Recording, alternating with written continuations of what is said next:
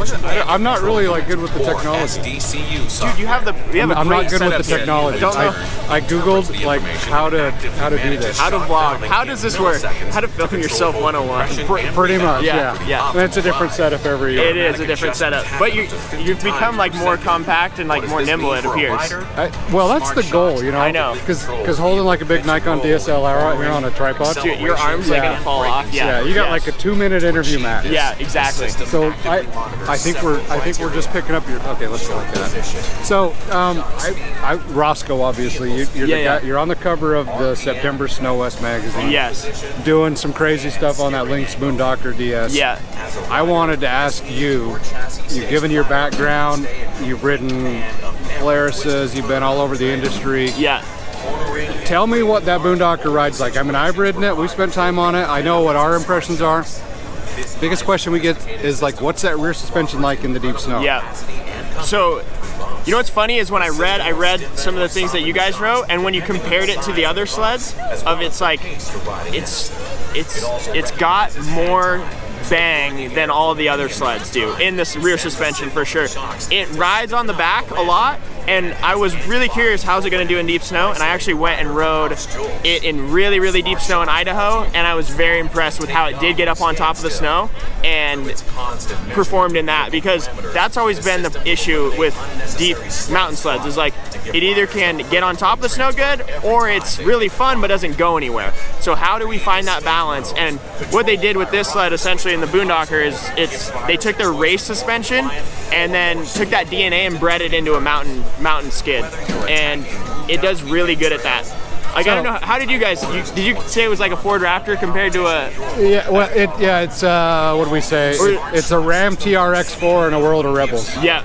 Something like that. That's kind of how I feel about it too. Yeah, I mean, it's an unreal suspension in the bumps. Yeah. But I don't think people realize what it's doing in the deep stuff, because it's a twin rail skid and it's a non-flex skid. Non-flex skid, yeah. And so they think, okay, well, it's going to feel like a Polaris. Yeah. No. This thing feels completely different. Yeah. Like, it's like you say, the weight, you know, back in the early 2000s, like weight transfer used to be a big deal. Yeah. And then the riders moved forward and that weight transfer kind of went away. Yeah. This thing transfers weight like nothing else. It's crazy how it's just like this crazy feeling, and I love it. I love when it sits back on that skid and keeps that front end light and fun, but also goes. Yeah, you're not wheeling. You're not riding the rear axle. Yeah, you're not riding the rear axle. So the trail sled is a completely uncoupled, and that's what makes that thing so special. So we have that feel as well of it will like sit back like you would on a dirt bike with a swing arm a little bit, and but it still drives forward. So that's what's really fun about it, and it also handles the hits very well and keeps going.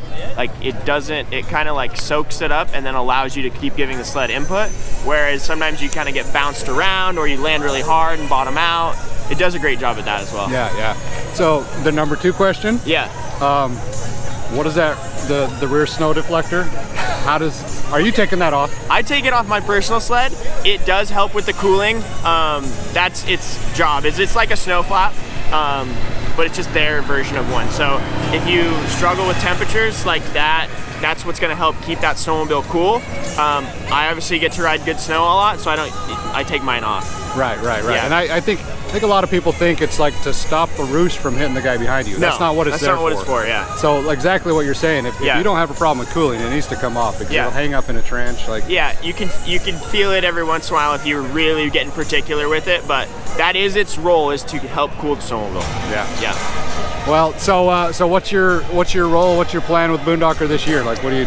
We're working on fun stuff. Obviously, it was a spring check exclusive. All of Lynx was. So right now at Heydays, I don't really have snowmobiles to sell. They've already been ordered, which is great. You can sell yours. I could sell mine. I mean, no, mine is under lock and key. I've been telling people that yours is for sale. Oh, thanks. You might get a couple. I'll get the calls.